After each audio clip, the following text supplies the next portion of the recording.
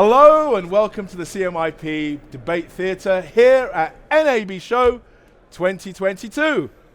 Our kickoff for this morning is a fantastic panel on deployment in the cloud. Let's hand it over to our moderator, Eunice. Over to you, Eunice. All right, thank you, Will. Good morning, thanks for making time for us. I am here with our wonderfully esteemed colleagues and friends, and I'll just start from Jeremy. This is Jeremy Damu from Broad Peak. We have Mr. Jonathan Solomon from AWS, and we have our very own Mr. Eric Bolton, Vice President at Zixi. So thank you so much for joining this. So let's go and get started. Right now, the past, I would say more of an accelerated time frame, a lot of our partners or customer base have been virtualizing.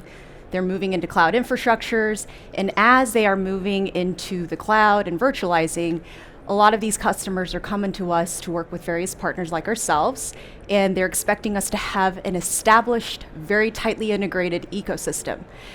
So one of the questions that I'd like to throw out first, and we'll start with you, Mr. Jeremy, go down, is what are the attributes that make up an established ecosystem? What I would say, it's working with the team here. It's working together, really working together as a company by itself. I mean, this is really what we want to have. It's to know each other, to know the product, to know what we have, how we can work together on different level, technical level, with the marketing team, with the communication team as well, of this impact that we can have on the cloud. Yes. Absolutely, the go-to-market, the joint go-to-market aspect of it, for sure. So, Mr. Jonathan, what's your view of it from being the cloud? Yeah, so it's important for our customers to know that they can come and get reliable solutions that work together. Much like people today do on the ground, you want to make sure that if you buy X and Y that they're going to work together. On the ground it's a bit easier, you can play with them, you can go look at the blinking lights, and of course in the cloud there's different metrics to check that. But we want to make sure that our partners are following our best practices and offering solutions that will work together using a common API. And Eric? Well, I mean, Zixi is the software-defined aspect of this, and we've worked, as Jeremy points out, with Broad Peak and AWS in concert across a number of projects. I think that our industry is always based on interoperability, and the challenge is about making sure that there isn't an engineering lift. How do the operations, commercial teams come together? And having a lot of experience and miles under your belt as a group team is very valuable to the end client. And the fact that we know what works, we know where the edges are, we can provide that trusted advisor role. And we have literally done, in this group, all of us have been working together for several years, and we'll talk a little bit more of the use cases. But I think that as the adoption of virtualization gets into full mode, which the pandemic was an accelerant, but I think it's time now, people are being serious. How are we going to come together, and which groups of vendors do you need to work with? And that established trust factor becomes a differentiator. Absolutely. So to that point, I'll go the other way. We talked about some of the use cases. Could you share a few use cases where we've had to collaboratively work together and kind of distill what we've done together from it, and essentially kind of expand on those best practices and lessons learned? Well, I'll flick this out because our teams have run there, but one that jumps to mind, we obviously, Zixi, have been working on the 5G aspect with Amazon, with partners like Verizon. We worked with Broad Peak extensively in a pretty large trial with the NHL about how we were doing packaging and 5G acquisition in a venue and then doing their turn. I don't want to take Jeremy's thunder away, but the idea that we all have collectively been in the field, and I think that contribution, production, AR, VR, all the different aspects that are coming together are represented here on this team, and we all work together very constantly behind the scenes, which makes it look a little more seamless in the field, but it was critical. But I'm going to let Jeremy pitch off what we did at the NHL. You're right. Agree with all of this. Well, the beauty with the cloud as well is that you can be prepared in advance.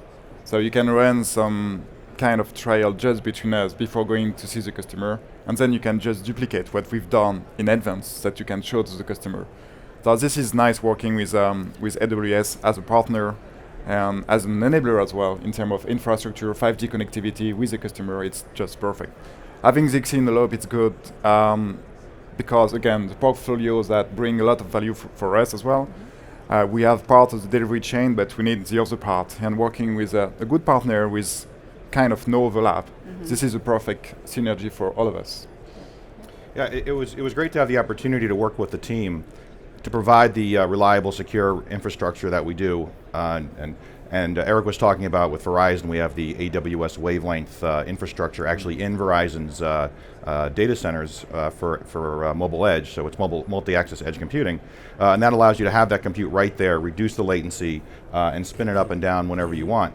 But the key is, as Jeremy said here, is repeatable, right? So if you can build it in region, which is less expensive, and then deploy it whenever you want it, in whatever region you want it, whatever wavelength zone, it becomes very, very quick.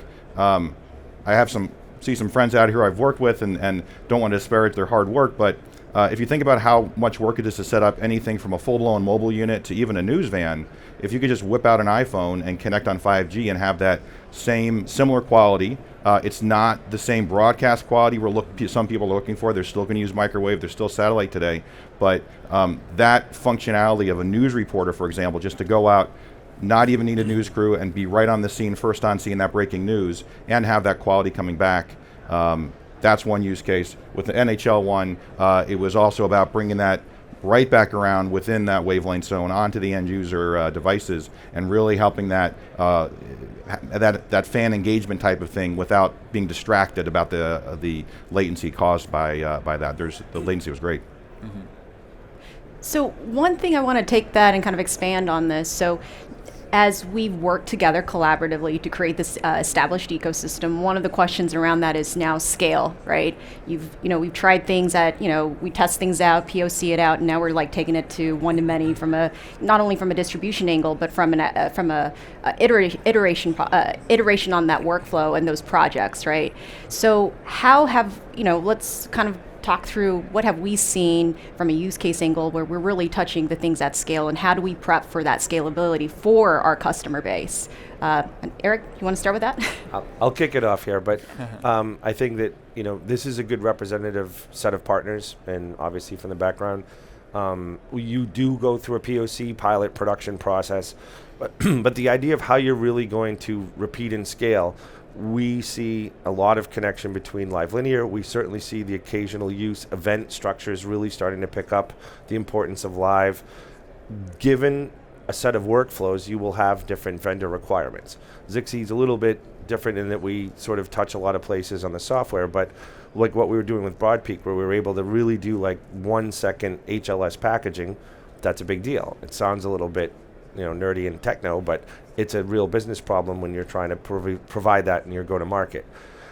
What we have to do as an industry is to take all of these learned lessons and best practices and put them together that we have established.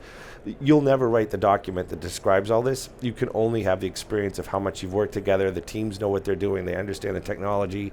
And that just mitigates risk as you're running and rolling out these projects. And I think now the project scale themselves has gotten much larger than we've seen in the past. Yeah. One thing that we've seen with our partners across the board is the ability to iterate. So if you think about 20 years ago when you created this great new tool, we could call it an encoder, and you shipped it, and then maybe it took you 6 to 12 months to make a new feature, add 8 channels of audio instead of 4. At best, you could send a file to put on a USB stick to reburn it. Now we can iterate like that quickly. We can test, we can deploy, and if there is a bug found, we can roll it back, and we can do all this instantly. And what that allows us to do is, Zixi comes around and they've got great solutions. They're iterating on that. BroadPeak's iterating on it. We get it to work together for this POC that we talked about here with NHL, and there's a lot of lessons learned. We can go back, we can fix those in as fast as the teams can program, so days or weeks, redeploy and try again, and we can just keep doing that. And so it's much faster time to market, much faster to get custom requests in and solve those problems. And then and you continue to scale as you do that. And so if you have more and more users, the more users you have, the more feedback you get, the more you fix, and you create this flywheel of innovation that everybody benefits from. Yeah, you're right. I mean, maybe one more aspect and the scalability of one project itself, but the beauty again of the scalability of AWS, that you can duplicate what we did once to many customers, to many places. Not only in the US, I mean, we can duplicate this all over the world because it's available all over the world. So this is the beauty of the scalability of the cloud to help us to deploy this kind of solution that we did for NHL to many customers. And this is not only one use case. When we realized that what we did with altogether for this low latency use case, we put some pieces in place together to do not only this low latency use case, but just streaming with a good quality. And this is very important to many customers. Low latency is part of it when we're talking about sport event or this kind of nice features to have, but just the good streaming quality using wavelengths and Zixi as a contribution link. This is great. Right. Yeah. So it's interesting, at least on the scale value, we talked some of the what we've done technically to make this ecosystem work for our customer base. The question that we always hear from customers, and one of the reasons why we worked so successfully together, is not on the technical scale, but it's really around the commercial scalability, right? As you go to market, as we go to market, as we've already tested ourselves out, the next question from the customers, okay, that's great. All right, that's the Zixi thing, that's the AWS thing, that's the Broadpeak thing, and we're stitching this together and creating this ecosystem, and these solution sets are being built. The question is about the commercial scalability. Who wants to take that question first? Let John do that. Yeah. I'll take it first. That's one of the things we haven't talked about yet was the AWS Marketplace, which is a central location of curated applications. It's across every vertical. There's many. I'm not going to give a number because I can't remember how many there are right now. But the great thing is, besides security, right? So security is job zero at AWS, and so as these partners have onboarded, they've gone through a series of validation checks and security assessments and other validations to make sure that they're good. Once they get on Marketplace, which you could think of as Amazon.com for applications or services, there's an additional one to make sure that they're nice and secure. So you're buying on Marketplace, you're buying secure. These folks can say they work together on Marketplace, they can advertise that, but then most importantly from a commercial perspective, our customers get a single bill.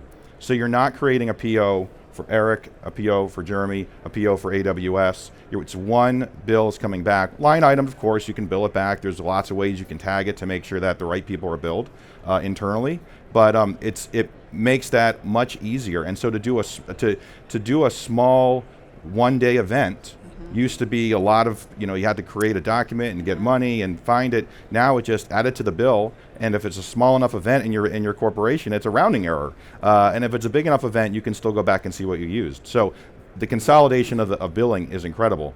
The go-to-market stuff is also good. I'll hand it off to Eric.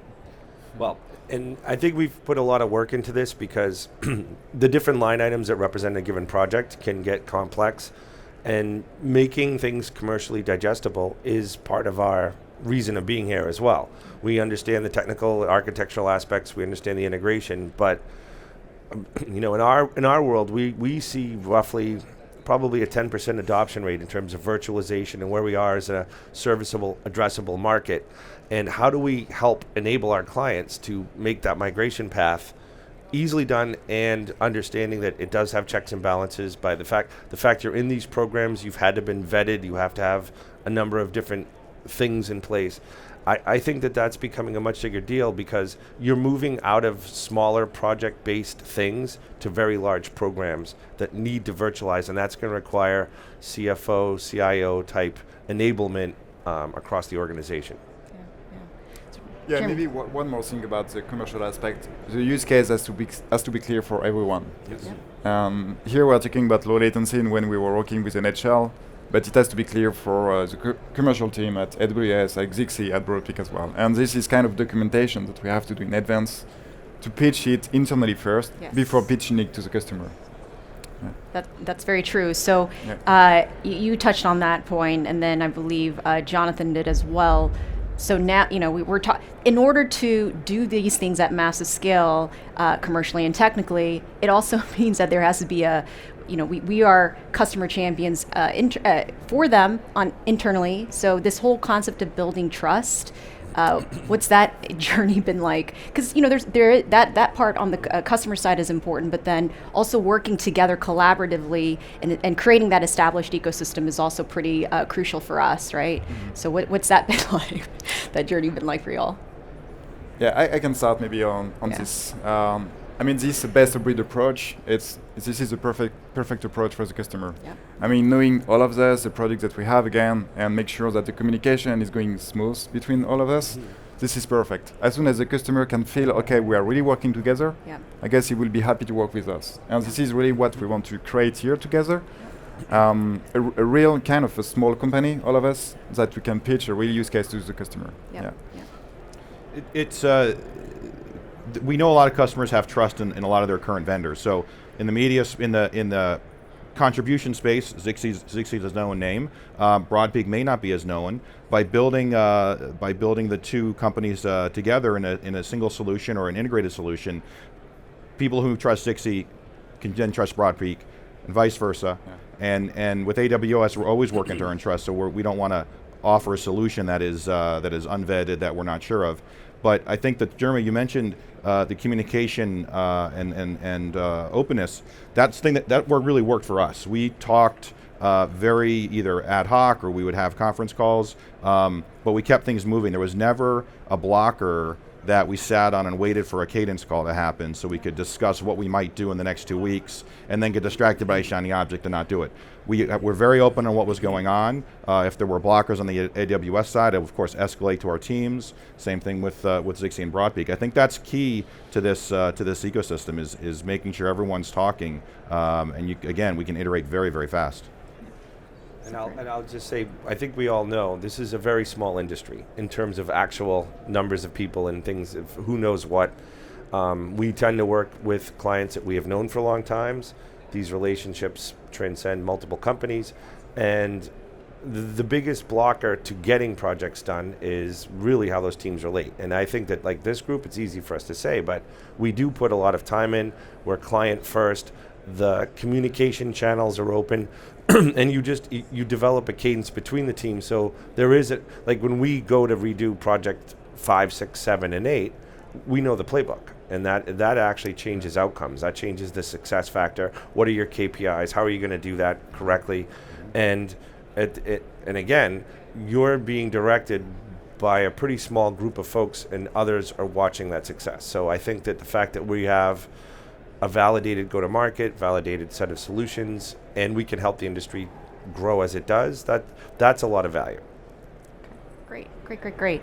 At least from some of the risks, you had mentioned as we look at these workflows and look at the implementation side of it, it's all about how do we manage the risks on behalf of the customers collaboratively in that ecosystem on that solution side. Anything to point out, to be aware of, what we've done, how we thwarted things in the past? I don't know who wants to take that one. Jonathan? Yeah, I mean, I'll start. When you have an on-premises system, you own the building, typically. So there's no rights or rules. Maybe someone that doesn't have key card access, or there's login restrictions, which you should all be doing. In the cloud, it's a little different. Our partners might be running in 2 different accounts if it's a SaaS model. They might be running in customer accounts. It might be running between customer accounts. So I think the biggest thing is understanding the security implications of accessing cross-account access within the cloud. You certainly won't give Eric the keys to your building to go in and look at the Zixi encoders, and you won't give Jeremy the passwords to the infrastructure for Broadpeak because they're yours and you need to maintain them. So there's an established model for that in a number of ways, both internally at AWS. We have solution offerings, and between partners we deal with that. But I think that's a key thing is don't forget that security is still really important. We like to say at AWS we provide the security of the cloud, and our partners and customers provide security in the cloud. And what that means is our infrastructure, our networks, we're secure by default. We've worked very hard to keep everything secure, and we take action when there isn't. But when you start looking at applications, it's up to the application provider to make sure that those are secure. That's part of the validation process that we go through for both our partners and marketplace. And so that's really important. And media is always one of those things. We've all had admin password as our username and passwords on our, main router controllers, and anyone can come in and do it. The times are changing, and it's really important to realize that and understand that, and from the C-level down. because that's a big change that has to happen. From the application side, Well, yes, we follow the lead, and we love the joys of SOC 2 compliance and maintaining security. I think it speaks to the overall master checklist that one needs, that ranges from security, from best practices, from how are you going to do that, how can you show your clients where you're tracking against a given project. You just end up having a lot more time and cycles that you've spent, so you understand the handoff points, which ways you do full solution integration, understanding that one person's input on a workflow is someone else's output on that same workflow. And you also see a lot of hybrid. Like, while we work and live and breathe within Amazon, we see all different types and stripes of deployment across that. And now we're adding new networks like 5G. It's the thing I think that we're bringing to this on this panel is, how does there remain a collective checklist of that success part that we do in a multi-party routine? And that's hard to achieve, and we're doing it organically because we've just been working. And I think that's how this spans out, because you're not going to be going down to just very specific project planning. You have to have an established playbook that we know works and we have validated, and that's what it is that allows the ecosystem to actually thrive. Jeremy, any comments on the risk? Yeah, one comment. I guess the key thing that we need to have when we are working with partner, it's the flexibility. Yes. And at the application level. So we have to be flexible. We know that we will have some constraint based on what we have, based on what you have, based on what AWS can provide. So the flexibility of the ecosystem is very key to make sure that we can move forward correctly for the customer at the end. So we may have to adapt our software. We may have to adapt the software. You may have to adapt your software as well to make sure that we can have a success altogether. So the flexibility is very important for us and to build a good ecosystem for the customer. So with that flexibility, what we've also known and seen, and to your point, we have this created checklist where we start with small projects, and those projects become into programs, and thus we create an established ecosystem. What we've also seen now is, although it's been growing organically amongst ourselves and with other partners, is now we're starting to really figure things out for each of us, each company alone itself. We're thinking about the future forward aspect of it. And it's interesting. We focus on what we're the best at. We're software. We're focused on the software side of it, CDN side of it. You guys are the cloud. But there's also this concept of, as we grow and scale to answer the needs of our customers, who are the consumer side of this, we're having to think, deeply about some of the product road mapping, right? So for what you guys are allowed to share, we're not product people here either. Could you share some things in terms of, as we go and scale this out for our partners, what are we thinking? What are some of the key nuances that we need to be prepping as we create these solution sets? Go future, or you want? If you I can go first. I mean, you're right. At the end, the customer is going to drive the roadmap anyway. Yes. So if there is a request from the customer, we're going to work together as an ecosystem for the customer. And if we have to change the roadmap for this specific use case that the customer wants to achieve, so we are going to work on this, definitely. And this is the way we are working as Broadpeak. It's, again, to be flexible as a company, but to be flexible as an ecosystem for the customer. It's really key. To have a good success for the customer at the end. Yeah. From an infrastructure standpoint, we're continuing to hear where our customers need our infrastructure and what services they need. We're continuing to grow Wavelength as a 5G offering. It's now global.